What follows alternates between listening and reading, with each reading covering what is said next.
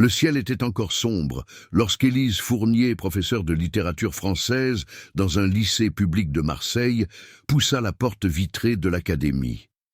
Le port du corps N, cette froide matinée de février, la ville s'éveillait doucement, et l'odeur du pain frais s'échappait des boulangeries de la rue Sainte. La routine d'Élise commençait toujours là. Tapis de course, musculation légère, un café rapide ensuite, puis le trajet jusqu'à l'école. Rien d'extraordinaire, et c'était précisément cette normalité qui rendait son secret si dangereusement palpable. La salle de sport n'était pas vide, mais peu fréquentée. Le bruit des haltères résonnait dans le hall métallique. Au centre, près des machines à traction, se trouvait Matteo Durand, 27 ans, coach sportif à l'énergie débordante et au sourire permanent. Il vérifiait le réglage d'une machine tout en la nettoyant avec un geste presque chorégraphié. Les néons mettaient en valeur les muscles saillants de ses bras, et sa facilité à bavarder avec chacun expliquait pourquoi il était le coach le plus populaire. Il était impossible d'imaginer que, quelques heures plus tard, il serait mort. Mais pour l'instant, ce matin-là, ce qui les unissait était un échange de regards pratiqué depuis 18 mois, toujours prudent, toujours calculé pour paraître naturel. Quand Élise entra, Matteo releva seulement le coin de ses lèvres, assez vite pour ne pas attirer l'attention, assez lentement pour qu'elle comprenne. « Je suis là. » Dès le début de leur relation, leurs rencontres furent discrètes, presque clandestines. Tous deux savaient que, dans une petite ville comme Marseille, une telle liaison ferait scandale, notamment en ce qui concerne leur réputation professionnelle. Une enseignante respectée et un entraîneur de 24 ans, son cadet. Mais ils n'étaient pas parvenus à rompre le cycle d'attirance, de risque et de dépendance.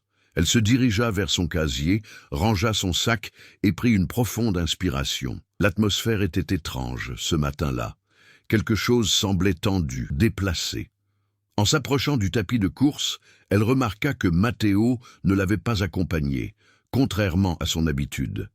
Il était resté de l'autre côté de la pièce, en pleine conversation avec une jeune cliente qu'elle n'avait jamais vue.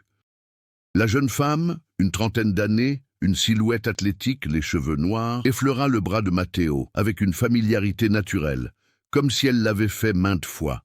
Élise essaya de l'ignorer. Elle se mit à courir.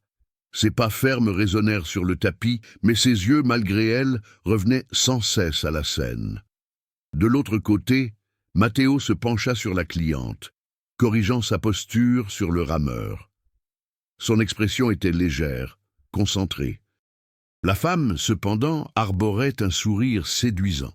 Quelque chose dans cette posture attira l'attention d'Élise. C'était plus que professionnel. Une proximité presque gênante. Un bref instant, une pointe de malaise lui traversa la poitrine. Ce n'était pas de la simple jalousie, c'était le sentiment que quelque chose était sur le point de s'effondrer. Soudain, la jeune femme effleura la taille de Matteo en riant de quelque chose qu'il avait dit. Ce fut rapide, mais suffisant pour qu'Élise reconnaisse le geste. Elle-même avait touché cet endroit d'innombrables fois lors de leur rendez-vous secret. L'enseignante ralentit et arrêta le tapis roulant, descendant avec une boule au ventre. Elle se dirigea vers les haltères, feignant de choisir des poids, tout en observant discrètement. Le bruit ambiant semblait étouffé, comme si le monde avait perdu de son intensité. La proximité entre Matteo et l'inconnu avait modifié quelque chose d'invisible entre eux, et quelque chose en Élise réagissait. Dans un moment d'inattention, Matteo jeta un coup d'œil dans sa direction. Leurs regards se croisèrent, et pendant une seconde, Élise s'attendit au geste subtil qu'ils échangeaient toujours. Mais il détourna aussitôt les yeux, comme mal à l'aise, comme s'il cachait quelque chose. Et puis, tout s'est mis en place de façon douloureuse. Des conversations brèves la semaine dernière, des retards imprévus, des messages auxquels on répondait sans enthousiasme. La flamme autrefois intense semblait désormais assombrie. Soudain, la porte du bureau de la salle de sport s'ouvrit brusquement. Le gérant, Noah Carrière, se dirigea rapidement vers Matteo en l'appelant d'une voix pressante. Le coach sportif quitta son client et suivit le gérant dans le couloir latéral. Son expression était inquiète, peut-être même tendue.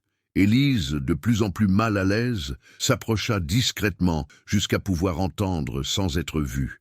Les murs reflétaient une partie de la conversation. « Je t'ai dit que ça ne pouvait plus continuer comme ça », dit Noé, d'une voix basse mais ferme. « Je sais, mais j'allais régler ça aujourd'hui », répondit Matteo, d'un ton mêlant fatigue et irritation.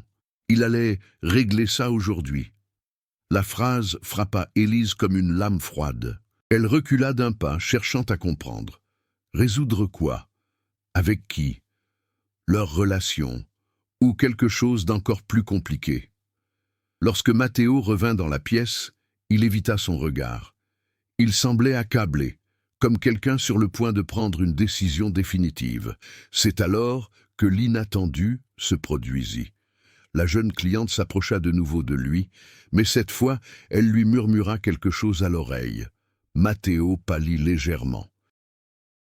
Son expression était celle de quelqu'un qui avait été menacé, voire victime de chantage. Élise l'a vu, et à cet instant précis, sans qu'elle puisse l'expliquer rationnellement, quelque chose s'est brisé en elle. La salle de sport continuait de fonctionner normalement, mais une tension presque imperceptible planait.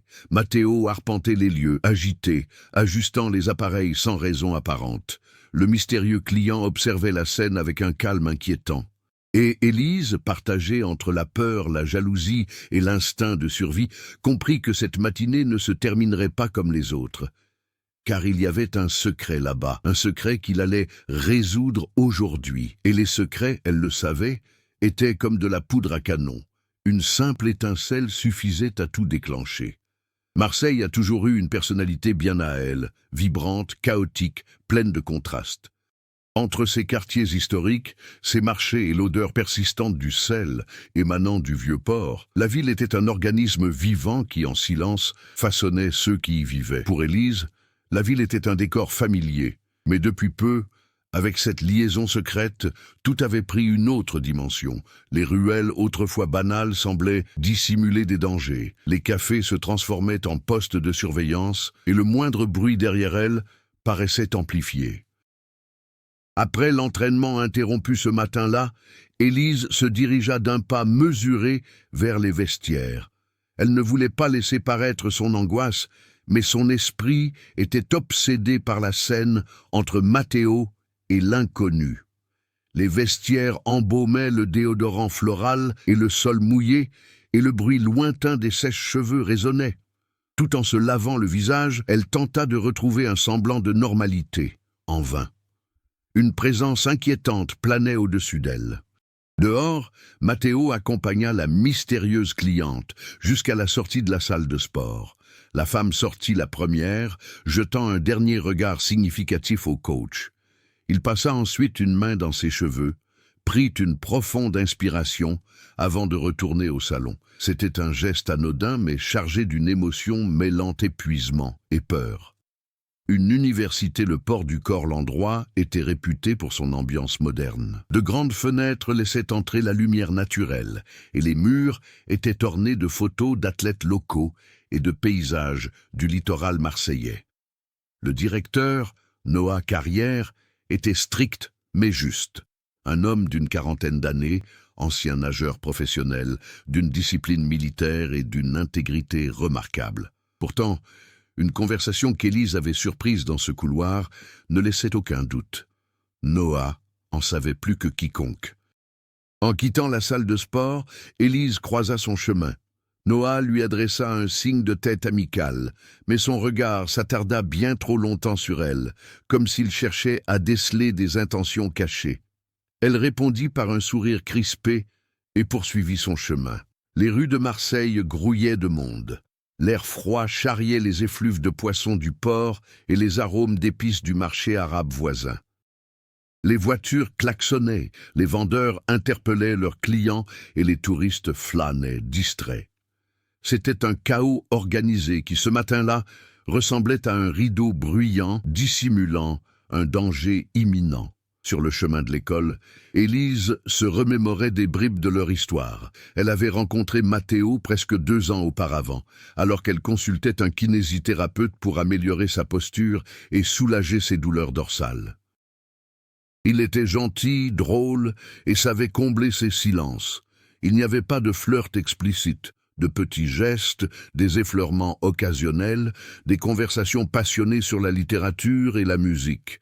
Sans s'en rendre compte, elle avait été envahie par une énergie qu'elle n'avait pas ressentie depuis des années. Leur premier baiser eut lieu dans une salle d'étirement de la salle de sport. Lumière tamisée, musique d'ambiance, un prétexte innocent pour corriger un mouvement, et puis l'inévitable se produisit. Ce qui avait commencé comme une impulsion devint une routine. Des rendez-vous secrets dans son appartement, des échanges de messages prudents et des rencontres impromptues sur des parkings déserts. Aucun avenir en perspective, seulement l'urgence, le désir et une échappatoire à la réalité qu'ils connaissaient tous deux. Matteo, pourtant, gardait toujours une part de lui-même secrète. Il parlait peu de sa famille, de ses amis, de sa vie en dehors de l'académie. Il ne partageait que l'essentiel, choisissant toujours ses mots avec soin. Élise, sous le charme et craignant de perdre l'équilibre qu'elle avait trouvé dans cette idylle, ne le pressait jamais. Mais à présent, avec la présence du mystérieux client et la conversation qu'elle avait surprise avec Noah, elle comprenait que ce silence dissimulait bien plus que de la simple intimité. À l'école où elle enseignait, Élise menait une vie à part. Elle était perçue comme une professionnelle exemplaire, calme et organisée. Les élèves la respectaient et venaient la consulter en cas de doute. Là-bas, personne n'imaginait sa liaison secrète. Pas même sa meilleure amie, Claire Besson, la coordinatrice du département de langue. Claire était perspicace, toujours attentive, et c'est peut-être pour cela qu'Élise n'a jamais osé lui confier ce pan secret de sa vie. Lorsqu'elle est arrivée dans la salle des professeurs, Claire a fait le commentaire suivant. « Tu as l'air fatiguée aujourd'hui. As-tu mal dormi? Juste un petit peu d'insomnie ?»« Oui, » répondit Élise en détournant le regard. Les mensonges fusaient de toutes parts. Ils fusaient parce qu'ils le nécessitaient. La moindre fissure pouvait faire s'écrouler tout le château d'apparence qui avait été bâti. Tandis qu'il rangeait ses affaires, il remarqua que ses mains tremblaient légèrement. L'image de Matteo parlant à l'inconnu lui revenait sans cesse en mémoire, et la phrase « Je comptais régler ça aujourd'hui » résonnait comme un avertissement.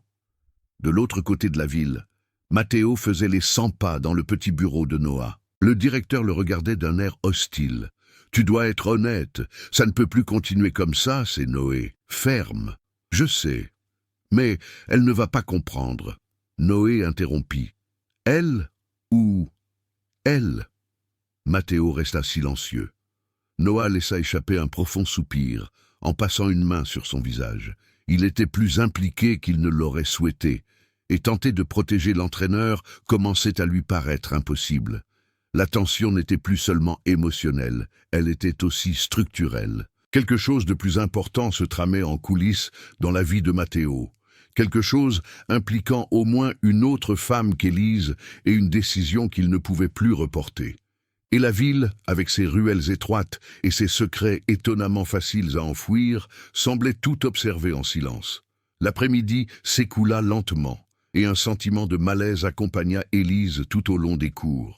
Les mots, les phrases, les analyses littéraires, tout lui semblait lointain. Les élèves, perspicaces comme toujours, remarquèrent que l'enseignante était plus distraite que d'habitude. Claire en fit même la remarque à nouveau pendant la pause, mais Élise éluda la question avec l'habileté acquise au fil des mois de silence. Quand elle quitta enfin l'école, le soleil commençait déjà à se coucher sur la Méditerranée, baignant la ville de teintes chaudes. Elle décida de marcher jusqu'à la place Castellane avant de prendre le métro. Elle avait besoin d'air, de marcher, d'échapper aux regards indiscrets. Mais ce qu'elle désirait vraiment, c'était appeler Matteo, chose qu'elle ne faisait jamais en journée, par sécurité. Pourtant, elle sortit son téléphone de sa poche à plusieurs reprises, trop effrayée pour appuyer sur le bouton. Soudain, le téléphone portable vibra. Un message de Matteo. « On doit parler, ce soir. Il faut qu'on parle, ce soir. Pas d'émoji, pas de douceur, un ton dur et définitif. Élise sentit son estomac se nouer. La phrase trop courte lui semblait de mauvais augure. Elle tapa une réponse. « D'accord. Où ?» Mais il l'a effacée avant de l'envoyer. Il a songé à écrire quelque chose de plus émouvant. Il l'a effacée à nouveau. Finalement, il n'a rien envoyé. Peut-être que le silence était désormais plus éloquent que les mots. Pendant ce temps, à l'académie, un nouveau personnage fit son apparition et devint un élément important. Amélie Duarte, une réceptionniste d'une vingtaine d'années, dotée d'un sens aigu de l'observation et d'une aptitude naturelle à percevoir les relations humaines. Elle avait remarqué le comportement étrange de Matteo ce jour-là et avait également aperçu Élise, qui observait discrètement son interaction avec le client inconnu. Lorsque Matteo quitta le bureau de Noah pour la 3e fois en moins d'1 heure, Amélie l'intercepta. « Ça va, Matteo ? Tu es bizarre aujourd'hui. » Il a essayé de le dissimuler par un sourire, mais elle n'était pas convaincue. « T'inquiète pas. Juste un peu de stress, » répondit-il. Mais son ton ne correspondait pas à son sourire, et quelque chose dans son regard fugace trahissait une peur qui n'était pas présente les jours précédents. Amélie, qui avait la fâcheuse habitude de se souvenir de détails sans savoir s'ils lui seraient un jour utiles, remarqua quelque chose d'important. Le mystérieux client avait par inadvertance laissé une carte pliée sur le comptoir. Matteo, en s'en apercevant, devint livide. Il la ramassa trop vite, sans un mot. Ce détail, petit et apparemment insignifiant, semblait désormais faire partie d'une énigme plus vaste. Ce soir-là, Élise arriva dans son appartement, un petit espace douillet près du Prado. Le doux parfum de lavande, qui l'aidait toujours à se détendre, lui paraissait désormais irritant. L'appartement, qui avait été son refuge, lui semblait exigu, étouffant. Elle s'est changée, a pris une douche rapide, et les cheveux attachés et la peau encore chaude, s'est assise sur le canapé en attendant le message qui confirmerait le lieu de rendez-vous. Le téléphone vibra à nouveau. 23 heures. Parking du Vieux-Port. Niveau 2. Un endroit discret, sombre, peu fréquenté à cette heure-ci, le genre d'endroit idéal pour des conversations qui ne devraient pas être entendues, ou pour des décisions irrévocables. De l'autre côté de la ville, Matteo s'efforçait de garder son sang-froid. Il sentait le poids de la carte qu'il avait gardée dans sa poche toute la journée. C'était une menace à peine voilée. Quelque chose que la mystérieuse cliente, Sophia Delcourt, avait délibérément laissé derrière elle. Elle n'était pas qu'une simple cliente. Elle ne l'avait jamais été. C'était une femme avec qui il avait eu une liaison des mois auparavant, avant Élise, mais dont la présence était devenue étouffante, presque prédatrice. Et maintenant, avec sa liaison avec le professeur, Sophia avait décidé de revenir, avec intérêt, avec jalousie et avec pouvoir. Elle le faisait chanter. La carte portait un message manuscrit. « Je sais tout, tu choisis avec qui tu restes. Sinon... je parle. Je sais tout. À toi de choisir avec qui rester, sinon je te le dirai. » Il ne s'agissait pas seulement d'exposition. Il s'agissait de destruction. Noah avait raison. Cela ne pouvait pas continuer. Et Matteo avait besoin de courage pour mettre fin à l'une de ses relations. Mais laquelle? Et comment? Il n'avait jamais eu le courage d'affronter les conflits. Il avait séduit 2 femmes différentes pour tenter de combler un vide affectif qu'il ne savait même pas nommer. À présent, tout cela lui coûtait cher. À 22h55, Élise descendit les 2 étages de l'immeuble et se dirigea vers le métro.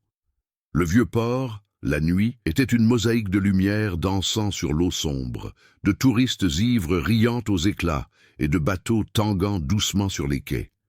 Mais le parking souterrain, niveau 2, était différent. Silencieux, froid et imprégné d'une odeur d'essence rance. Elle est arrivée à 23 heures précises. Matteo était déjà là, appuyé contre le capot de sa voiture, les mains dans les poches, le visage sombre. Élise hésita un instant à s'approcher. Quelque chose en lui semblait brisé, comme s'il était sur le point de confesser un secret qui le rongeait. « Pourquoi ici ?»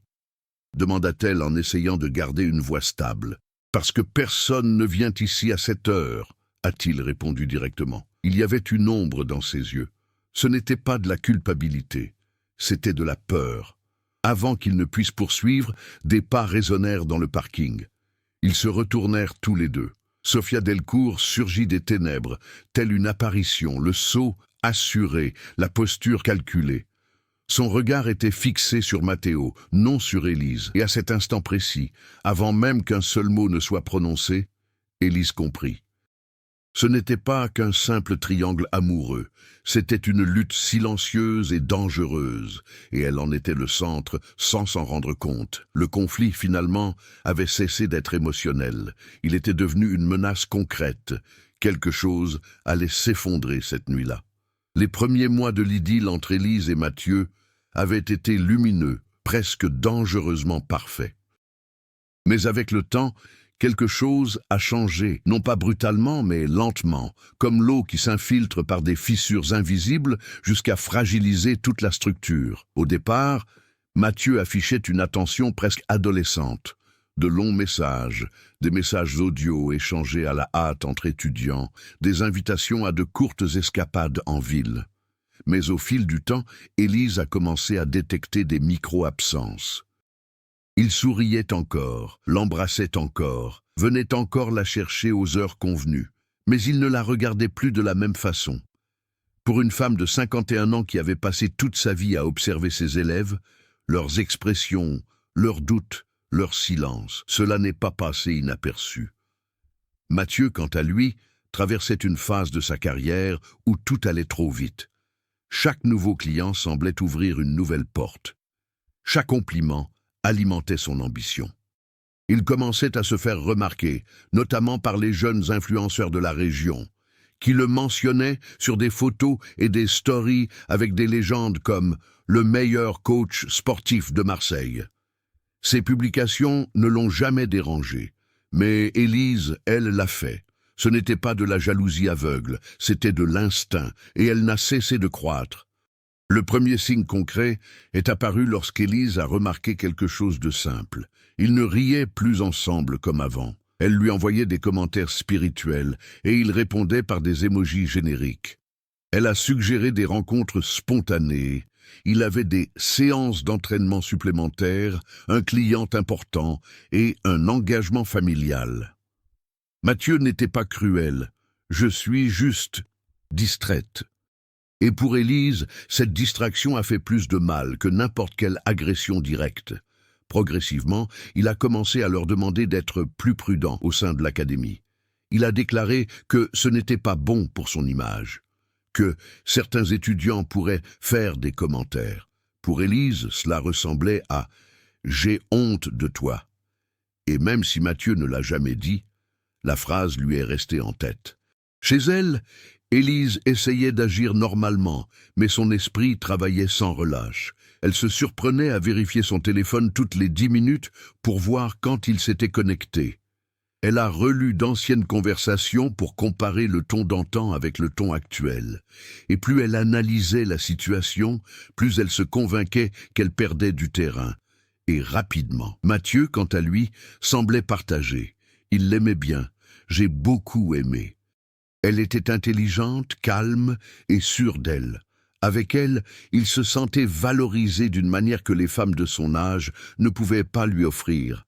Elle voyait en lui non seulement un jeune corps, mais un homme avec du potentiel. Mais Mathieu ressentait lui aussi le poids de cette différence. 51 et 27, professeur et entraîneur personnel, une vie stable et une vie en expansion. Il n'a rien dit de tout cela. Peut-être pour ne pas la blesser, peut-être parce qu'elle n'avait toujours pas le courage d'admettre que cette relation lui pesait sur son avenir comme un vêtement trop petit. La crise émotionnelle a commencé un soir de mars, lors d'une fête surprise organisée par un client de Mathieu. Il n'en avait parlé qu'en passant, « Oh, ce n'est rien de grave, juste quelques amis. » Et Élise, croyant cela, n'a pas insisté pour y aller. Le lendemain, alors qu'elle prenait un café dans un bistrot près de son école, elle vit une photo. L'un des clients influenceurs de Mathieu avait publié une story. Mathieu se tenait à côté d'elle, tenant la taille de la jeune femme, souriant d'une intimité gênante. La légende disait « une soirée incroyable avec des personnes exceptionnelles ». Élise resta immobile pendant quelques secondes, Puis il sentit quelque chose de froid lui parcourir la poitrine. Ce n'était pas de la jalousie, c'était compréhensible. Elle comprenait que le cycle était en train de changer. Mathieu remarqua les jours suivants qu'elle était plus silencieuse, mais il ne comprenait pas pourquoi, ou alors il a fait semblant de ne pas comprendre. Un mois plus tard, Élise a essayé de lui parler. Il se retrouvait dans sa voiture, garée près du port de Marseille, comme il le faisait souvent. L'odeur du sel se mêlait à son eau de Cologne. Une eau de Cologne qu'elle commençait déjà à associer à d'autres femmes. Elle demanda d'une voix douce, « Mathieu, es-tu toujours heureux avec moi ?» Il détourna le regard, il cherchait ses mots. Et dans l'hésitation, dans le silence, dans la tentative de formuler une phrase aimable mais évasive, elle trouva la réponse. Avant qu'il puisse parler, Élise a déclaré « J'ai l'impression que tu es ailleurs ». Mathieu prit une profonde inspiration. Puis, il dit à voix basse « Je t'aime toujours, mais les choses ont changé, je ne sais pas comment l'expliquer. » Et cette phrase « Je ne sais pas comment l'expliquer » a touché quelque chose en elle, parce qu'elle le savait, je le savais très bien, c'était le début de la fin. Il n'a pas mis fin à la relation, elle n'a pas demandé d'explication. Mais ils savaient tous les deux que quelque chose d'essentiel avait été brisé. Mathieu a commencé à répondre aux messages d'Élise des heures plus tard, parfois seulement le lendemain. Il s'expliquait par des excuses vagues, journée chargée, nouveaux clients, formation supplémentaire. Pas de mensonges flagrants, mais pas de vérité absolue non plus. Élise, quant à elle, observait tout avec un mélange de maîtrise de soi et de désespoir silencieux. Elle n'était pas du genre à pleurer ou à faire des scènes. Sa douleur se repliait sur elle-même ou elle s'intensifiait, s'alourdissait. Elle se sentait de moins en moins présente dans sa vie. Et quand il a dit « Je suis fatiguée », elle écoutait « Je ne veux pas te voir ». Quand il a dit « Un étudiant avait besoin de moi », elle a compris « Il y a quelqu'un de plus important que toi ». Ce processus d'interprétation ou de réinterprétation de chaque geste, de chaque mot, a transformé l'esprit d'Élise en un terreau fertile pour des conclusions tragiques. Élise a commencé à aller plus souvent à la salle de sport, même les jours où elle n'avait pas d'entraînement prévu, passer faire un tour, pour voir comment le mouvement évoluait. Mais au final, il s'agissait de savoir s'il était là. Et avec qui était-il? Elle traversa la réception en essayant d'avoir l'air décontracté, mais son regard parcourut toute la pièce. Mathieu faisait semblant de ne rien remarquer, même s'il remarquait tout. Un jour, elle le vit entraîner une jeune brune, d'une vingtaine ou d'une vingtaine d'années. La jeune fille riait à tout ce qu'il disait, un rire léger, exagéré, juvénile. Son toucher professionnel sur sa posture semblait plus intime qu'il n'aurait dû l'être, et cela a brûlé Élise de l'intérieur. Sur le chemin du retour, elle gara la voiture et resta là, les doigts tremblants sur le volant. C'est ce jour-là que sa pensée changea de ton pour la première fois. Je vais le perdre. Et quand je le perdrai, que restera-t-il de moi? De l'autre côté, Mathieu sentait le poids croissant du regard d'Élise. Ce qui était autrefois confortable était devenu suffocant. Il ne la considérait pas comme une menace. Mais il se sentait de plus en plus coupable, et cette culpabilité l'éloignait encore davantage. Mathieu était jeune, animé par l'impulsivité, la nouveauté et la vitesse. Et maintenant, il vivait entouré de femmes qui l'admiraient, qui le louaient, qui faisaient la queue pour s'entraîner avec lui. Il n'avait jamais rien promis à Élise, mais il savait que, d'une certaine manière, il lui devait quelque chose. Je n'avais tout simplement pas le courage d'affronter cette dette. Pour éviter les confrontations, il a commencé à contrôler son programme d'entraînement. Il a modifié ses itinéraires dans la salle de sport pour éviter de la croiser. Et il a échangé des messages stratégiques de bonne nuit à des heures calculées. Il essayait d'éviter le conflit, sans se rendre compte que c'était cela qui le façonnait. Les tensions ont explosé, silencieusement, un mercredi après-midi, lorsqu'Élise est entrée dans la salle de sport et a trouvé Mathieu en train de parler à la même brune que la semaine précédente. Mais à présent, ils étaient seuls dans un coin, parlant à voix basse, très proches l'un de l'autre. Il n'y avait rien de ouvertement romantique là-dedans, mais il y avait pire, une intimité non déclarée. Élise resta immobile pendant quelques secondes. Quand Mathieu la vit, il lui sourit chaleureusement, comme si elle était une cliente comme les autres. La brune sourit elle aussi, sans savoir qui elle était, et reprit ses étirements. Ce retour à une normalité brisée a été le pire coup dur. Cela aurait coûté moins cher s'il avait avoué sa culpabilité, ou une surprise, ou de l'inconfort. Mais il a continué l'entraînement comme si de rien n'était. Élise a quitté la salle de sport sans terminer son échauffement. Elle a pris sa voiture pour aller à la plage, s'est garée et a erré sans but le long du littoral marseillais. Le vent froid lui ébouriffait les cheveux, mais elle ne sentait rien. Dans mon esprit, une seule pensée se répète. Il m'a déjà remplacé. Ce soir-là, elle a envoyé un court message. « Mathieu, il faut qu'on parle. » Il lui a fallu 3 heures pour répondre. Pas aujourd'hui. Peut-être demain. Peut-être. Ce mot a provoqué quelque chose de brisé en elle. Elle fixa son téléphone pendant de longues secondes, puis il le mit de côté, il ferma les yeux, et elle sentit, pour la première fois, que la fin ne serait pas une simple séparation, car il ne s'agissait pas seulement de la fin d'une romance clandestine, c'était la fin d'un ancrage émotionnel dont elle ignorait avoir besoin. Mathieu n'avait aucune idée, pas même de loin, de ce qui allait se passer. Le silence qui régnait dans le petit appartement de Claire commençait à devenir pesant. Après le déclic provoqué par la découverte de son téléphone portable et par les messages qui semblaient éroder jusqu'à la dernière parcelle de sa sécurité émotionnelle, quelque chose avait irrémédiablement changé chez l'enseignante.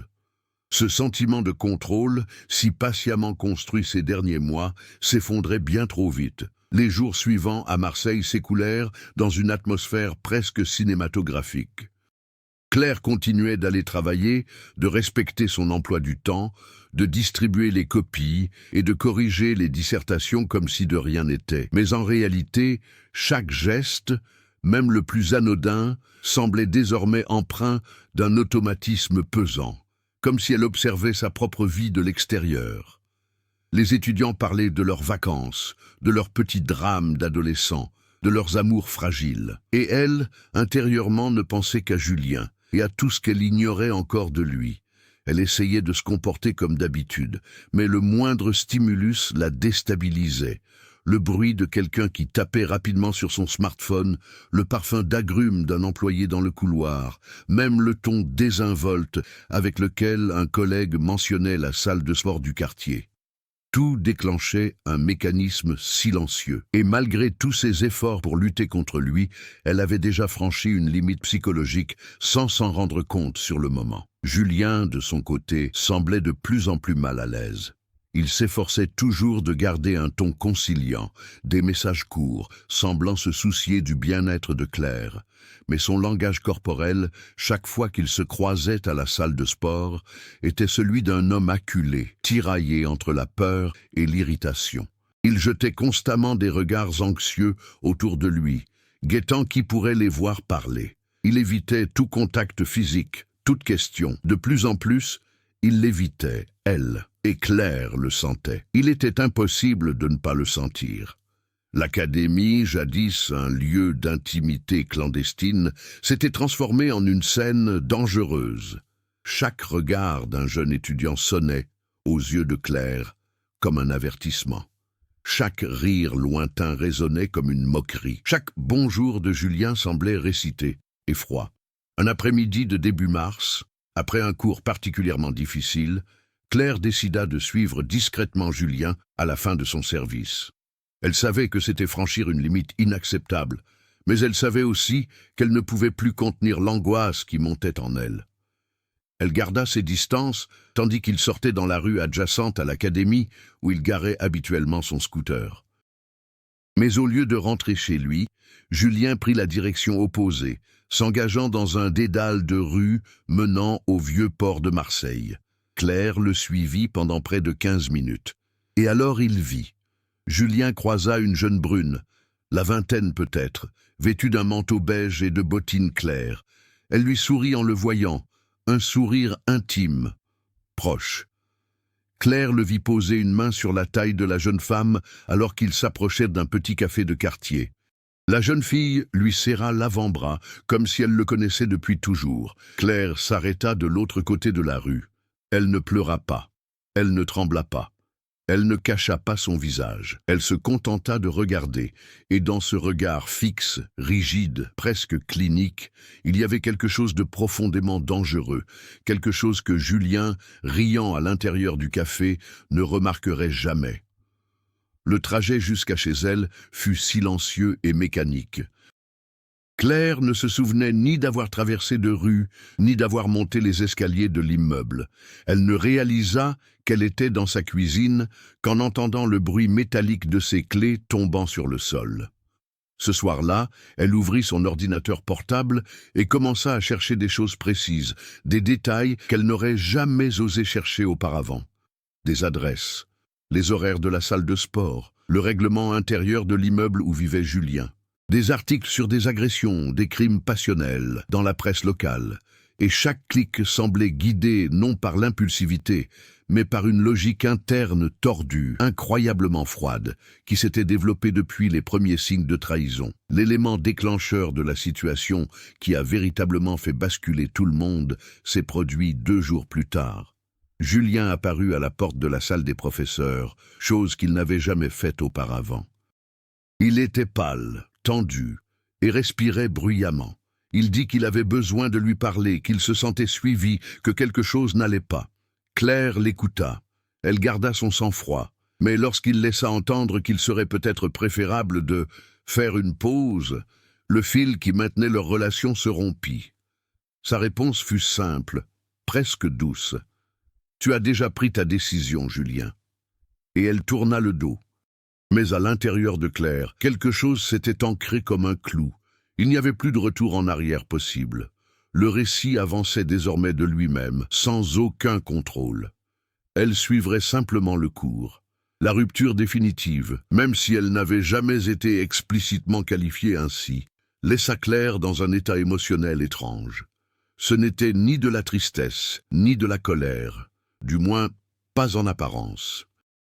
Elle ressentait plutôt une sorte de lucidité sombre, comme si la tourmente des dernières semaines avait purifié tout ce qui l'avait auparavant troublé. C'était un calme dangereux, presque anesthésiant. Les jours suivants furent étonnamment productifs pour quelqu'un qui intérieurement accumulait une pression silencieuse. Claire reprit ses vieilles habitudes. Elle courait le long du quai, préparait des repas simples, rattrapait son retard sur ses examens, et recommençait même à fréquenter le marché municipal le samedi matin. Pour un observateur extérieur, elle semblait surmonter son angoisse. Ses professeurs remarquèrent qu'elle était plus assidue. Certains remarquèrent même une étincelle inhabituelle dans sa façon d'animer ses cours. Mais cette amélioration ne résultait pas d'une véritable évolution émotionnelle. Il s'agissait d'une restructuration stratégique. Claire se préparait intérieurement à l'étape suivante, celle qu'elle n'admettrait pas encore à voix haute, mais qui se développait en elle avec une logique presque mathématique. Parallèlement, elle commença à observer son propre comportement avec un détachement clinique. Elle était consciente que ses pulsions obsessionnelles s'étaient intensifiées depuis le début de sa relation avec Julien. Elle savait qu'elle était devenue plus impulsive, plus anxieuse, plus encline à interpréter les moindres gestes comme des menaces. Mais au lieu de se sentir victime de ses pensées, Claire commença à les façonner, à les transformer en pièces sur un échiquier mental, à choisir avec soin les pulsions à suivre et celles à réprimer. Et cette maîtrise de soi, ou ce qu'elle croyait être de la maîtrise de soi, donnait une fausse impression de stabilité. La salle de sport demeurait le centre névralgique des événements. Claire y retourna quelques jours plus tard, reprenant son entraînement avec une sérénité qui déconcerta visiblement Julien. Il s'approcha prudemment, lui demandant si elle allait bien, cherchant à deviner son état d'esprit. Claire répondit calmement, poliment, presque indifféremment. C'est précisément cette indifférence qui l'a le plus déstabilisé. Julien, sans s'en rendre compte, commençait à craindre ce qu'il ne comprenait pas. Claire ne le pressait plus, ne provoquait plus de situations conflictuelles, ne réagissait plus de façon émotionnelle. Pour lui, cela signifiait peut-être qu'elle prenait ses distances d'elle-même, et une partie de lui préférait cela. Mais une autre partie, la plus vaniteuse et la plus jeune, ne savait pas comment accepter qu'il ne soit plus le centre de son attention. Et cette dynamique a progressivement inversé les rôles. Claire s'en rendit compte. Peu à peu, elle commença à choisir avec soin les conversations à entretenir, les silences à prolonger, les sourires à offrir. Non pas pour le reconquérir, ce n'était plus d'actualité, mais pour le maintenir vulnérable. Le voir perdre son équilibre émotionnel confirmait, d'une certaine manière, qu'elle avait plus de contrôle qu'elle ne l'imaginait. Durant cette période, Claire a véritablement évolué, mais pas sur le chemin de la guérison. Son évolution était technique, non émotionnelle. Elle s'est mise à étudier plus que jamais. Elle a lu des livres et des articles sur le comportement humain, l'obsession, les dynamiques toxiques, la prise de décision impulsive et préméditée. Elle a commencé à analyser son propre passé avec un détachement quasi scientifique. Cette évolution lui fit percevoir sa relation avec Julien comme une série de décisions calculées et non comme une passion incontrôlée. Elle réinterpréta le passé pour justifier ce qui l'attendait. Chaque jour, la frontière entre rationalité et illusion devenait plus difficile à tracer. Un soir, allongée dans le salon, lumières éteintes, et avec pour seul bruit lointain la circulation, Claire a réalisé quelque chose qui a déclenché un déclic en elle. Elle n'avait pas besoin de souffrir. Il n'était pas nécessaire de pleurer, d'affronter les autres, de dévoiler ses blessures, de mendier des explications ou des justifications. Pour elle, surmonter l'épreuve était une expérience totalement différente de celle qu'elle aurait été pour une personne ordinaire. Surmonter l'obstacle signifiait reprendre le contrôle du récit. Cette conviction marqua un tournant dans sa vie. Elle commença à se préparer discrètement, en silence. Elle organisa son emploi du temps avec méticulosité. Elle évita les réunions inutiles. Elle réduisit au minimum ses conversations avec ses amis et collègues. Sa routine devint une étude minutieuse du comportement de Julien, non plus dictée par la douleur, mais par la stratégie. Parallèlement, elle commença à modifier légèrement son comportement. Elle s'habillait avec plus de soin, parlait moins et observait davantage. Elle apprit à maîtriser sa respiration lorsqu'elle ressentait des accès d'anxiété. Elle se mit à faire de l'exercice avec plus de discipline. Ses actions étaient délibérées, répétées, s'inscrivant dans un processus de renforcement qui, en apparence, semblait être une maturation saine. Mais à l'intérieur, c'était une préparation à quelque chose d'inévitable. Le véritable dépassement de Claire n'a pas consisté à se détacher du passé, mais à l'accepter comme carburant. Chaque détail de leurs 18 mois de romance secrète était désormais analysé à la loupe.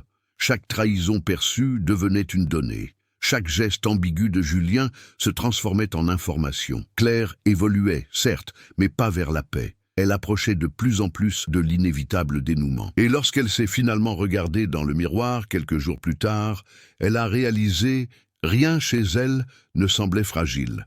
Rien ne semblait émotionnellement brisé. Rien n'a été improvisé.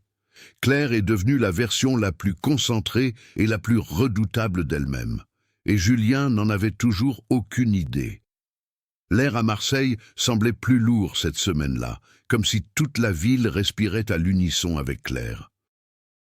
Le printemps approchait, teintant les rues de couleurs douces, mais à l'intérieur, tout était calculé, froid et silencieux. La douceur du temps contrastait avec cette organisation intérieure presque méthodique, où chaque pas, chaque geste, chaque silence était mesuré, partie intégrante d'un plan qui, bien qu'inconscient, progressait avec une précision troublante. La relation avec Julien, désormais réduite à des échanges cordiaux et à de rares dialogues à l'académie, avait pris une tournure étrange.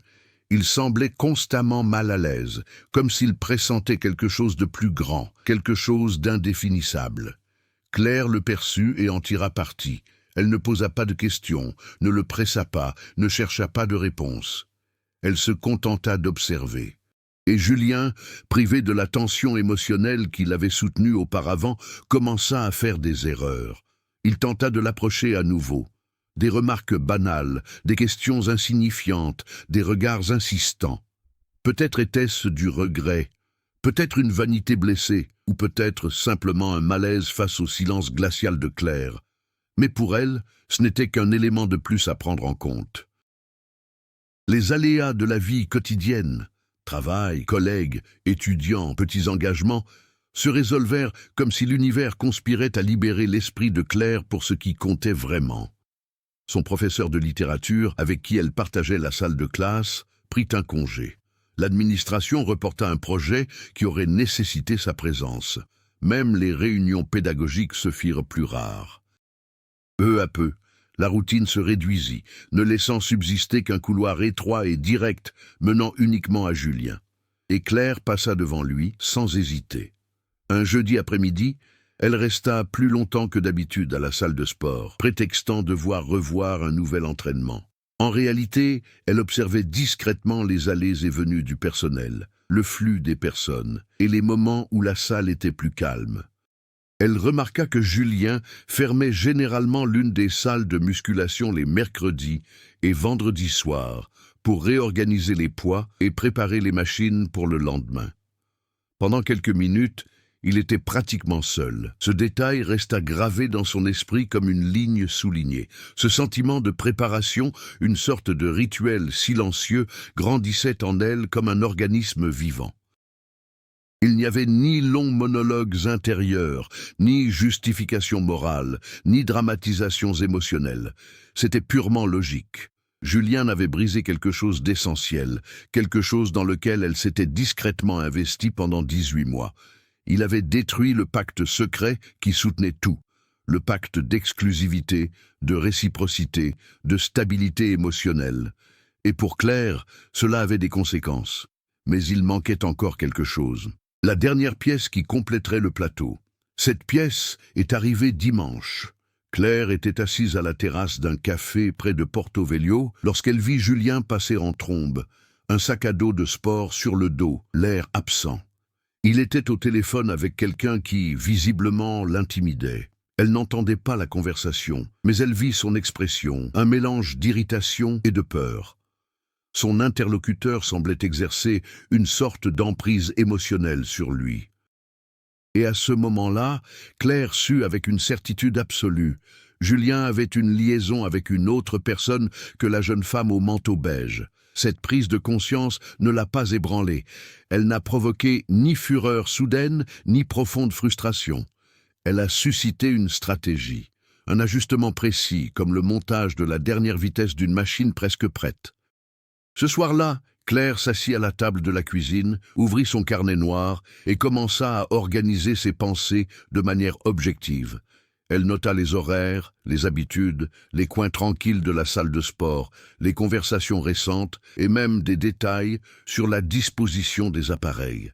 Ce n'était pas une prise de notes impulsive, mais une démarche méthodique. C'était de la préparation. La tension narrative s'intensifiait presque indépendamment de sa volonté. Claire était sur le point de franchir l'ultime frontière, celle qui transformerait tout ce qui était latent en inéluctable. Mais rien ne pressait. Le dénouement ne pouvait être brutal. Il devait être précis, indiscutable. Et Julien, sans le savoir, y contribuait chaque jour. Ses timides tentatives pour reprendre contact, la façon dont il regardait autour de lui avant de lui parler, ses efforts pour maintenir une apparence de normalité, tout cela ne faisait que confirmer qu'au fond, il y avait de la peur. Et la peur est toujours le premier symptôme de celui qui pressent l'orage avant même que la pluie ne tombe. La veille du dénouement, Claire se coucha tôt. Elle se réveilla avant 6 heures du matin. Elle se prépara un simple café. Elle regarda le soleil se lever derrière les immeubles de Marseille. Et pour la première fois depuis des semaines, elle ressentit une profonde tranquillité. Ce n'était pas la paix, c'était le destin qui approchait. L'inspecteur Julien Moreau analysait les images des caméras de surveillance situées près de la salle de sport où se trouvaient le professeur et le coach sportif. Pendant ce temps, la protagoniste, encore sous le choc d'apprendre que quelqu'un était au courant de sa liaison secrète, essayait de se souvenir si elle avait remarqué quelque chose d'étrange ces derniers jours. C'est alors que Julien a soudainement mis la vidéo en pause. « Tiens, regarde », dit-il en zoomant. Dans un coin de l'écran, presque imperceptible, se tenait un homme coiffé d'une casquette et portant un masque, debout dans une voiture noire garée en infraction. Il n'entre pas dans la salle de sport. Il ne parle à personne. Il se contente d'observer. Le détective fronce les sourcils. Cette voiture est apparue à 3 endroits différents ces 2 derniers mois. Toujours près de l'endroit où vous étiez.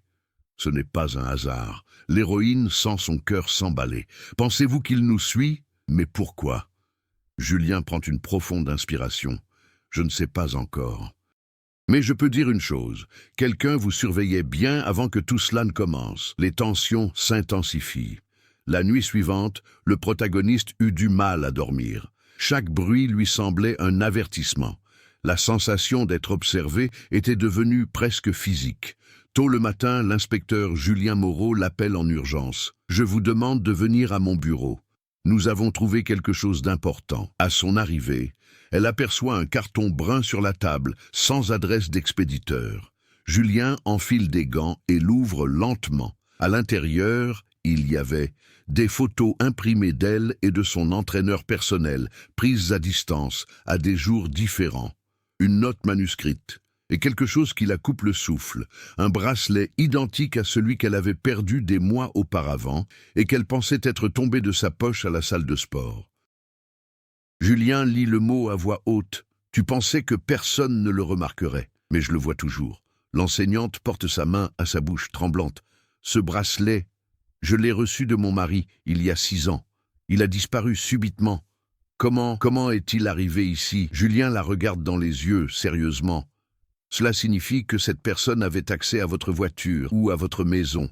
Nous avons affaire à quelqu'un de plus proche que nous ne le pensions. » Le silence pèse comme du plomb. Le reste de la journée passe comme dans un brouillard. L'institutrice rentre chez elle, mais pour la première fois depuis longtemps, elle a peur d'entrer. Elle observe la porte, les fenêtres, le silence absolu de l'appartement. Tout lui paraît suspect. Avant d'entrer, respirer profondément et appeler Julien. « Ça va ?» demande-t-il. « Je ne suis pas sûr. Pourriez-vous rester en ligne pendant que je vérifie que tout va bien ?» Il accepte sans hésitation. Elle déverrouille la porte et l'ouvre lentement. Rien, seul le souffle de sa respiration s'échappe. Elle traverse le salon, la cuisine, le couloir. Tout est intact, mais il y a quelque chose d'étrange. Une légère odeur amère, comme une eau de Cologne masculine, qui flotte dans l'air. « Julien, » murmure-t-elle. « Quelqu'un était là. Je le sais, ne touchez à rien. Partez immédiatement. » Mais avant qu'elle puisse partir, le téléphone vibre. Message inconnu. « Je te vois. » Elle se fige. Le rideau du salon ondule légèrement, comme si quelqu'un l'avait déplacé. Ou était-ce le vent? Elle n'en sait rien. Ses pensées s'emballent, son cœur bat la chamade. Julien entend la respiration rapide à l'autre bout du fil. « Ne regardez pas par la fenêtre. Venez immédiatement au poste de police.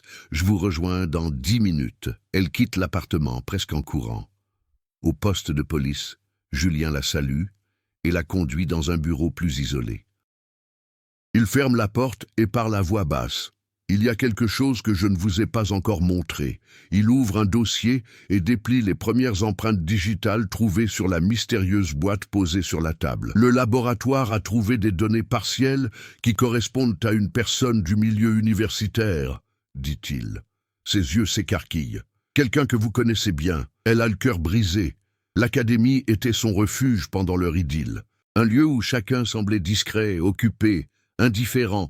Mais à présent, tout lui paraît déformé, menaçant. » Julien poursuit. « D'après les photos et le message, il semblerait que nous ayons affaire à une personne qui vous suit depuis des mois, voire plus. » « Mais pourquoi ?»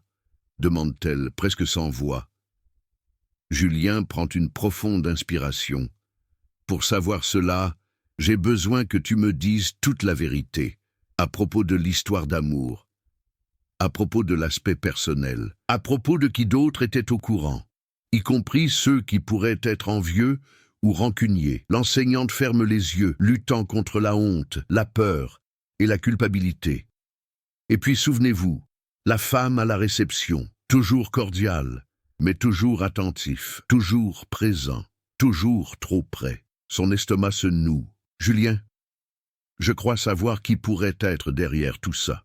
L'enseignante prend une profonde inspiration, tente de contrôler le tremblement de sa voix, mais la pression dans sa poitrine semble augmenter à chaque seconde qui passe. La réceptionniste de la salle de sport, Claire Dubois, finit-elle par dire. Elle était toujours là, toujours à observer, toujours à savoir qui entrait et qui sortait. Julien le note immédiatement. Parlez-moi davantage d'elle. Claire est, difficile à expliquer, jeune, peut-être une trentaine d'années. Toujours très polie avec moi, mais il y avait quelque chose. Elle me fixait trop, elle observait trop.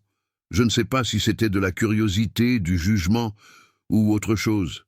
Julien croise les bras, attentif. Avait-elle une relation quelconque avec le coach sportif? Le professeur hésite. Oui, dit-il, presque en chuchotant. Elle était obsédée par lui. Le coach sportif avait un jour fait remarquer, d'un ton maladroit, que Claire essayait de forcer l'intimité. Des messages déplacés, des compliments excessifs, une façon de l'encercler. Mais ce dont l'enseignante se souvient le plus, c'est quelque chose qu'elle avait ignoré à l'époque. Un jour, Claire l'a abordé dans les vestiaires. C'était une remarque subtile, mais aujourd'hui, elle sonne comme un avertissement. Vous venez souvent ici. Il doit y avoir une raison particulière, n'est-ce pas? Ce n'était pas la phrase elle-même, mais le regard, sombre, trop profonde, comme si elle recelait des informations qu'elle ne devait pas contenir. Julien comprend le poids de ce souvenir. Était-elle au courant de la liaison? Demande-t-il. Je ne suis pas sûr, mais elle nous a vus parler plusieurs fois, et elle trouvait toujours des prétextes pour rester avec nous. Et il y a encore une chose. Julien approche. Quoi? J'ai perdu mon bracelet à la salle de sport, un jour où Claire était de service. Silence. Julien ferme les yeux un instant, comme si les pièces du puzzle commençaient à s'assembler. Il ouvre un tiroir et en sort un autre dossier. Il s'est passé quelque chose d'étrange ce matin, explique-t-elle. J'ai demandé à consulter le dossier du personnel de la salle de sport, et j'ai découvert que Claire a un casier judiciaire. L'enseignante sent un frisson lui parcourir l'échine. De quel genre de parcours? Julien ouvre lentement le dossier. Il y a 5 ans, elle a fait l'objet d'une enquête pour harcèlement psychologique. Une affaire impliquant un moniteur d'une autre salle de sport à Avignon. L'enseignante porte ses mains à son visage. Mon Dieu! Il n'y a pas eu de condamnation car l'instructeur a démissionné et a quitté la ville, poursuit Julien. Mais le rapport décrit un comportement obsessionnel, de la surveillance et des tentatives de manipulation émotionnelle. Et puis il prononce la phrase qui change tout. Elle a également réussi, à ce moment-là, à accéder aux effets personnels de la victime, tels que des porte-clés, des bracelets et d'autres petits objets. Le professeur pâlit.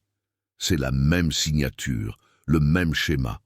Pâte aux dates, Julien. Nous devons la retrouver immédiatement, dit-il. Mais il y a un problème. Quel est le problème? Il prend une profonde inspiration avant de répondre. Claire a disparu la nuit dernière, sans prévenir, sans emporter d'effets personnels. Comme si c'était en mouvement. L'enseignante a l'impression que le sol se dérobe sous ses pieds, parce qu'à ce moment-là, elle comprend. Claire ne s'enfuyait pas. Claire approchait. La nouvelle de la disparition de Claire a frappé l'enseignante comme un coup sec. Ce n'était pas une évasion, ce n'était pas de la peur, c'était du mouvement. Julien remarque le désespoir dans ses yeux. Du calme, ça ne veut pas dire qu'elle est proche, dit-il en essayant de garder une voix stable. Mais il sait que c'est exactement ce que cela signifie. En fin d'après-midi, l'enseignante décide de passer à l'école où elle travaille. Elle devait prévenir la direction de son absence de quelques jours, mais surtout, elle avait besoin de se sentir utile, normale, humaine. C'était presque l'heure de la sortie des classes. Des élèves couraient partout, des rires fusaient, les professeurs discutaient dans le couloir. Cette normalité l'apaisa jusqu'à ce qu'elle remarque quelque chose d'étrange. Sa voiture n'était pas verrouillée. Elle se fige. J'étais absolument certaine de l'avoir verrouillée dès son arrivée. Son cœur s'emballe. Elle regarde autour d'elle, des parents qui viennent chercher leurs enfants, des enseignants qui rangent le matériel, personne d'inhabituel en vue. Retenant son souffle, elle ouvre la portière côté conducteur. Tout semble intact, mais il y a quelque chose sur le banc. Un pétale de rose, de la même couleur que les roses que son entraîneur personnel lui offrait en secret. Et une petite précision, tu devrais choisir tes cachettes avec plus de soin. Son monde se referme sur lui-même. Elle recule d'un pas, nauséeuse. Claire ne se contentait pas d'observer. Elle marquait son territoire. Le professeur appelle immédiatement Julien. « Elle était là, dans ma voiture, elle est derrière moi !» Julien répond d'une voix ferme. « Ne bougez pas, j'arrive, ne touchez à rien. » À son arrivée, Julien examine attentivement la voiture, le pétale, le mot. Et puis il découvre autre chose, une empreinte digitale à l'intérieur de la porte. « Accélérons les choses, » dit-il. La situation s'est envenimée. C'est maintenant une menace directe. Il décide de la loger dans un hôtel discret, sous surveillance indirecte. Impossible de la ramener chez elle. Claire a déjà prouvé qu'elle pouvait s'introduire sans laisser de traces. Ni chez un proche, ni au commissariat, ce serait trop prévisible. En route pour l'hôtel, Julien aperçoit quelque chose par la fenêtre de la voiture. Un véhicule argenté suit à distance. Il rétrécit. La voiture ralentit. Il change de voie.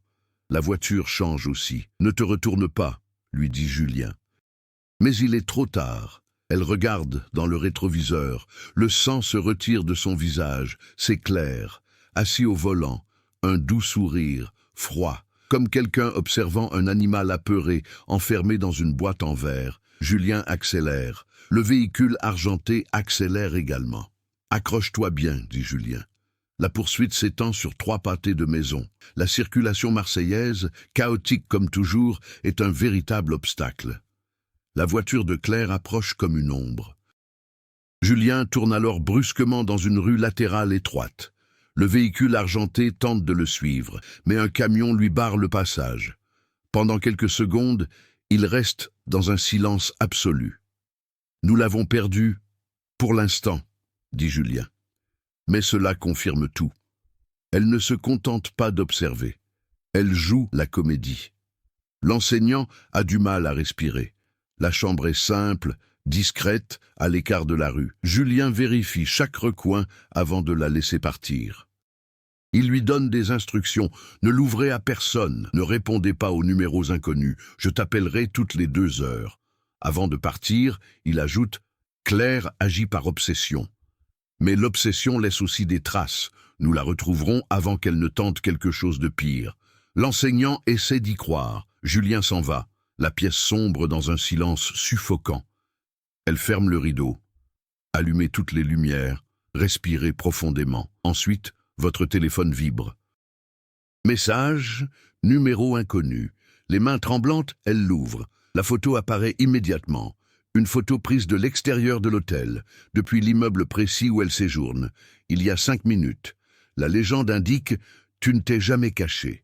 L'hôtel, autrefois silencieux, semblait désormais respirer au rythme d'elle. Chaque ombre, chaque bruissement dans le couloir semblait annoncer un mauvais présage. L'enseignante fixe la photo sur son téléphone portable, la façade de l'hôtel. L'angle parfait. Lumières allumées, prises il y a quelques minutes. Claire est à Vaali. Elle appelle immédiatement Julien, mais la communication n'aboutit pas. Signal maximal. Pas d'appel. Ingérence, ou pire encore. Le cœur bat dans le cou. Elle essaie de rappeler. Rien. Un deuxième message arrive. « Je t'ai dit que je te voyais. Je t'ai toujours vu. » L'institutrice ferme les rideaux avec force, verrouille la porte, vérifie la fenêtre. Et pourtant, elle sent que quelque chose cloche, que quelque chose est déplacé, mal positionné. La radio du couloir émet un bruit soudain, un crépitement électrique, comme si quelqu'un l'avait touché ou arraché de son support. Elle recule d'un pas, s'appuyant contre le mur. Soudain, des pas lents, lourds, contrôlés, pas de courtier. Elle s'approche de la porte aussi silencieusement que possible et regarde par le judas. D'abord, rien. Puis, une ombre traverse le champ de vision, lentement, comme si elle flottait. Elle retient son souffle, essayant de ne faire aucun bruit. L'ombre revient. Et puis, pour la première fois, l'horreur se matérialise. Un œil s'approche du Judas, si près qu'elle peut voir l'iris clair, presque gris. C'est clair. Propriété, j'observe. Comme s'il savait qu'elle était de l'autre côté, paralysée. L'enseignante recule de 2 pas, la main sur la bouche pour éviter de crier. Claire murmure derrière la porte, d'une voix presque douce, presque enfantine. « J'ai juste envie de parler. » Le professeur respire à peine. « Sors d'ici, Claire !» tente-t-elle de dire fermement, mais sa voix tremble. La réponse s'accompagne d'un calme inquiétant. « Tu aurais dû m'écouter avant, tu sais. Il ne te voulait pas. Il ne t'a jamais voulu. Tout était question d'adrénaline. Mais moi, j'ai toujours été là pour lui. » L'enseignante sent son sang se glacer. « Tu ne comprends pas son amour comme moi. » Le silence qui suit est encore pire. Puis Claire ajoute « Et tu me l'as pris. » La poignée de porte tourne, lentement. Le professeur court vers la chaise la plus proche et la glisse sous la poignée de porte. Gamme de métaux hauts. Claire réessaie, avec plus de force. La pièce se transforme en une prison fragile de bois et de murs minces. « Ne faites pas ça !» supplia l'enseignant. « La police est en route. » Claire laisse échapper un petit rire nerveux. « Non, ce n'est pas le cas. Je m'en suis occupée. » L'enseignante sent tout son corps se refroidir. La radio du couloir, le grésillement. Claire avait coupé les communications internes de l'hôtel. La poignée de porte bouge à nouveau, cette fois violemment. La porte tremble. La chaise se raidit, mais commence à céder. L'enseignante recule vers la fenêtre. C'est au 3e étage. Il est impossible de sauter sans se briser complètement. L'impact sur la porte augmente. Claire pousse, poussée à nouveau. Un grognement d'effort. Le bois commence à se fissurer. L'enseignant décroche le téléphone et tente d'appeler pour la 10e fois. Cette fois, la communication est enfin établie. « Julien !» crie-t-elle. « Elle est là. Elle entre. » Julien a explosé. « Éloignez-vous de la porte. La police arrive. Ne bougez pas. » Mais Claire est déjà au courant, et sa voix change, désormais basse, froide, définitive. « Tu ne vas nulle part avec moi. » La porte cède encore un peu, et puis, sortie de nulle part. « Police ! Ouvrez !» De lourdes batteries descendent le couloir. Claire para, silence absolu. L'enseignante ignore si elle s'est enfuie, si elle s'est cachée ou si elle attend. 1 seconde, 2, 3, et puis une montée d'adrénaline. Les portes s'ouvrent, des policiers crient, radio chiando. Julien fait irruption dans la pièce. « Elle est entrée ?» demande-t-il essoufflé. L'enseignant désigne la porte qui tremblait encore et était de travers. Elle était là, ici, il y a quelques secondes. Julien appelle d'autres agents, mais lorsqu'ils examinent tout le couloir, ils ne trouvent que une radio arrachée de son support, empreinte de chaussures légères et le doux parfum du parfum féminin. Claire a disparu comme si elle n'avait jamais été là. La pièce est imprégnée de l'odeur acide de la peur. La porte cassée, la chaise bancale, la radio arrachée, tout semble être la preuve matérielle d'une menace devenue physique, réelle, palpable. Julien fait les 100 pas, analysant chaque détail d'un œil exercé, mais aussi fatigué par l'adrénaline. Il s'approche de l'enseignante, pose ses mains sur ses épaules et parle doucement. « Je te promets que je ne la laisserai plus jamais t'approcher. » Elle veut y croire. Mais le sentiment que Claire pourrait surgir de derrière n'importe quelle porte est suffocant. Un agent courdant, « Capitaine, nous avons trouvé des images provenant du couloir. » Julien et elle échangent un regard. Dans la salle de sécurité de l'hôtel, l'image est granuleuse mais suffisante.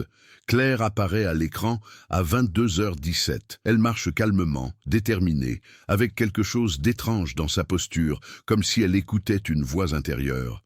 Elle s'arrête devant la salle des professeurs, fixant la porte pendant de longues secondes, comme si elle contemplait toute une vie qui s'y déroulerait. Mais alors, quelque chose d'effroyablement humain se produit. Claire tourne lentement la tête, regardait directement la caméra, et elle sourit. Ce n'est pas un sourire moqueur, mais un sourire doux, tendre, presque amoureux, comme s'il croyait que tout cela faisait partie d'un plan plus vaste. L'enseignante sent son estomac se nouer. Julien rapproche son visage de l'écran. Ce regard, ce n'est pas juste de l'obsession. Il prend une profonde inspiration. Voilà la conviction. Conviction de quoi? La police ne sait toujours pas. Un deuxième agent entre. Nous l'avons trouvé au bout du couloir. Il pose sur la table un porte-clés en métal orné du symbole de l'académie. Ce n'est pas n'importe quel objet. C'est le porte-clés que Théo emportait toujours en cours, accroché à son sac à dos, se balançant au gré de ses déplacements entre les machines et les élèves. L'enseignante ressent un choc dans sa poitrine. L'avait-elle avec elle? L'agent confirme. Julien serre le poing. Elle se rapproche de ses symboles, de ses objets. Elle se fond dans le décor. L'enseignant ressent un profond frisson. Elle se met à respirer rapidement, paniquée. Julien, tu ne comprends pas. Claire, elle avait une obsession morbide pour Théo. Elle rêvait d'une vie entière qui n'avait jamais existé. Julien la regarde droit dans les yeux. Cela signifie que sa prochaine action vous concerne probablement, parce que tu es la seule chose qui perturbe ce monde qu'elle a inventé. Julien allume la radio. Je veux une surveillance totale à la salle de sport, à son domicile et aux alentours de l'hôtel. Toute caméra, tout mouvement, tout achat suspect. Elle ne peut pas disparaître comme ça, sans prévenir.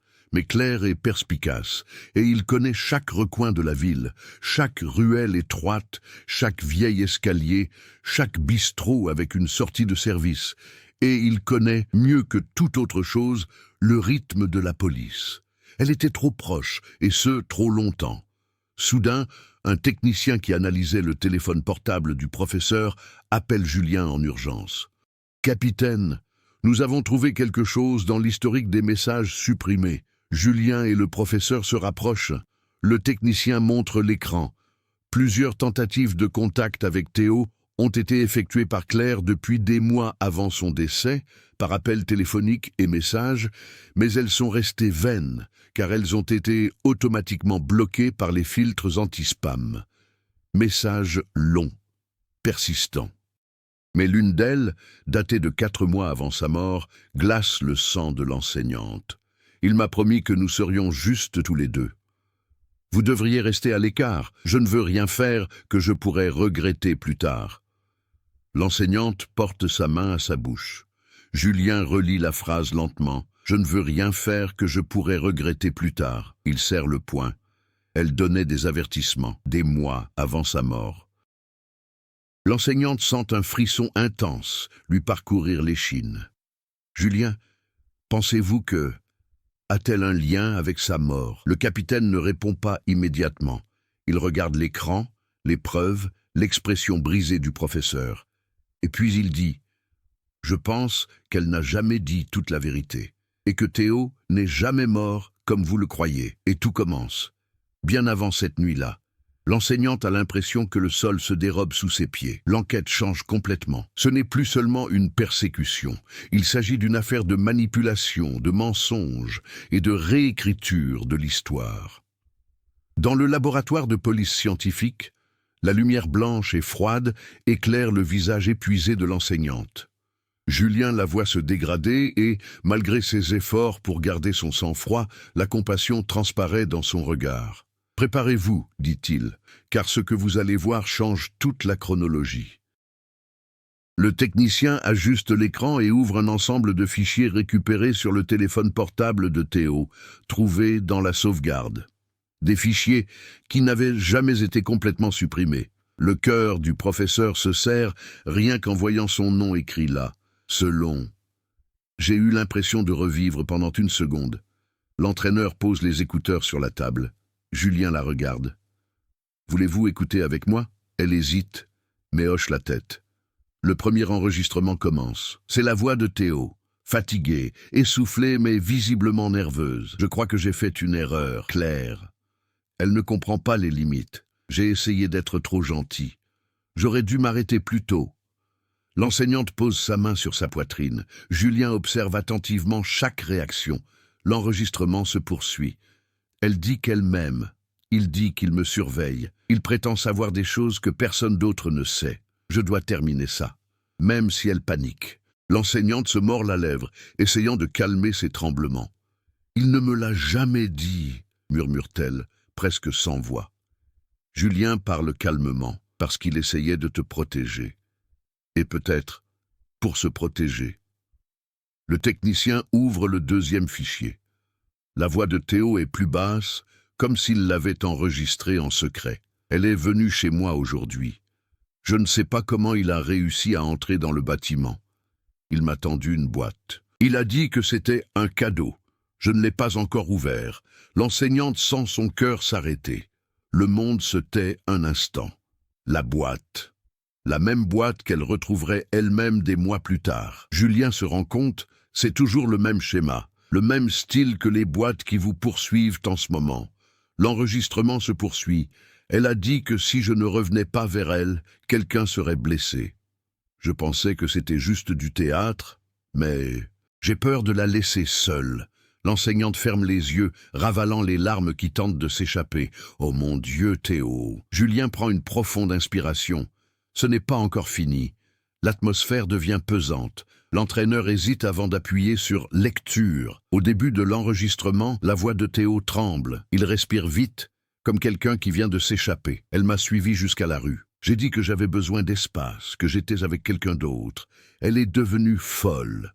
L'enseignante porte sa main à sa bouche. Elle a dit que si je choisissais quelqu'un d'autre, elle ferait tout ce qu'il fallait. Un son en arrière-plan, un cri étouffé, une porte qui claque. Théo reprend la parole presque en larmes.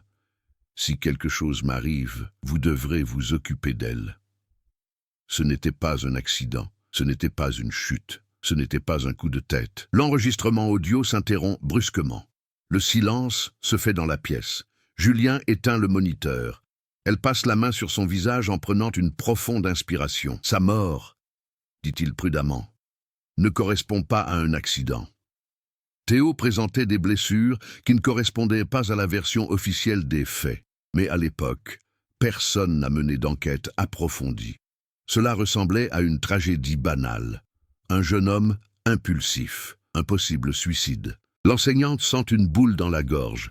« Mais il a demandé de l'aide, » murmure-t-elle, et personne ne l'a entendu. Julien lève les yeux. Quelqu'un a entendu, et il a effacé les preuves à cette époque. Avant même que tu ne connaisses Claire. Le professeur pâlit. « Julien, penses-tu qu'elle a tué Théo ?» Le capitaine prend une profonde inspiration. « Je pense que la version officielle de sa mort a été inventée, et je crois que Claire était là. Peut-être la dernière personne à l'avoir vu vivant, peut-être plus. » Il fait un pas vers le professeur. « Et maintenant, elle ne se contente pas de revivre le passé, il essaie de réécrire l'avenir, maintenant que vous êtes hors du chemin. » L'enseignante sent ses jambes flancher. « Julien est sain et sauf, nous allons l'attraper. Mais maintenant, nous savons que nous avons affaire à quelqu'un qui a déjà tué. » L'atmosphère de la pièce change complètement. Ce n'est plus de la persécution, c'est une course contre la montre. Et Claire a toujours une longueur d'avance. Le matin du 14 novembre à Marseille semblait toujours plus froid que d'habitude. Et ce soir-là, la salle de sport, fermée au public, était un lieu trop silencieux pour une ville qui ne dormait presque jamais. Aline franchit la porte de service, celle dont Antoine lui avait donné la clé des mois auparavant. Lorsqu'il se jurait encore une confiance absolue, le métal glacé sembla vibrer dans sa main.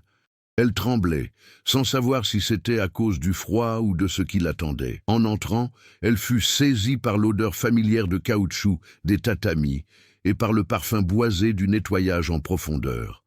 Toutes les lumières étaient éteintes, à l'exception de la salle de musculation à l'étage, où une faible lueur filtrait par la porte entr'ouverte. Il était là. Il ne pouvait être là. Aline monta lentement les escaliers, le cœur battant la chamade. Chaque pas résonnait dans le gymnase désert. Elle avait l'impression de pénétrer dans un tunnel sans issue. Arrivée en haut, elle aperçut l'ombre d'Antoine devant le miroir, qui s'étirait comme s'il se préparait pour une séance d'entraînement ordinaire, comme si de rien n'était. « Tu es venu !» dit-il sans se retourner, comme s'il savait déjà que la nuit allait prendre fin. Sa voix n'inspirait pas la peur, seulement l'irritation. Et cela finit par anéantir le peu de maîtrise de soi qui restait à Aline. « Pourquoi ne m'as-tu pas répondu ?» parvint-elle à dire d'une voix tremblante. « Pourquoi es-tu parti comme ça ?» Antoine soupira et finit par la regarder dans le miroir. Ses yeux étaient fatigué. Il n'y avait ni colère ni amour, seulement de l'épuisement. « Aline, on est allé trop loin. J'ai essayé d'y mettre fin. Tu sais que j'ai essayé. » Elle entra de 2 pas dans la pièce.